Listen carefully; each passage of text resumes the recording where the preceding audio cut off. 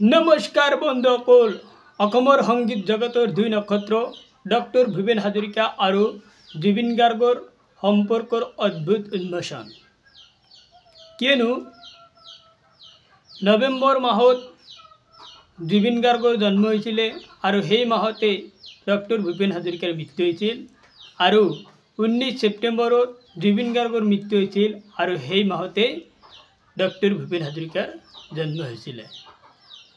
এতিয়া আপোনালোকে কওক এই সংগীত জগতৰ দুই নক্ষত্ৰৰ মাজত থকা অদ্ভুত সম্পৰ্কটো উন্মোচন হৈছে নে নাই আপোনালোকে কমেন্ট বক্সত জনাই দিব।